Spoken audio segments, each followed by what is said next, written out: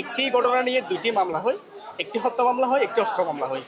সর্বমোট আসামি ছিল 18 জন, তন্মধ্যে 12 জন ছিল আসামি হাজতে আর 6 জন পলাতক ছিল।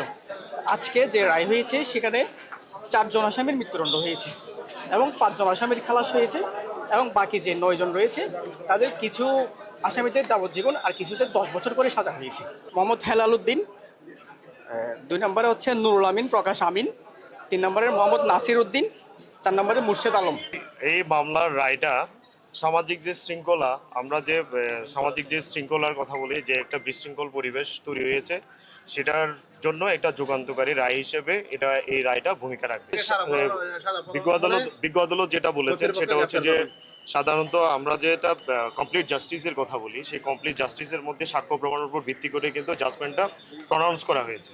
সেক্ষেত্রে কোর্ট খুব স্পষ্টভাবে বলেছেন যে আমি সাক্ষ্য প্রমাণের মধ্যে যেটা পেয়েছি সেই অনুসারে হচ্ছে যে যারা যে কয়জনকে যাদের বিরুদ্ধে কোনো কিছু পাওয়া যায় না তাদেরকে খালাস দিয়েছি। তবে আমরা এটা পর্যালোচনা করব, রায় পর্যালোচনা করে যদি দেখি যে তাদের বিরুদ্ধে যথেষ্ট অভিযোগের বিষয়গুলো আছে, তাহলে আমরা কর্তৃপক্ষের সাথে কথা বলে আপিল করার সিদ্ধান্ত নেব। হত্যা মামলায় রাষ্ট্রপক্ষ 52 জন সাক্ষী হয়েছে,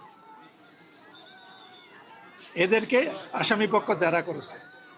অস্ত্র মামলায় 46 জন সাক্ষী হয়েছে, এরা জেরা করেছে। আবার আসামি পক্ষ 7 জন সাফাই সাক্ষী দিয়েছে, এরা সুযোগ পেয়েছেন।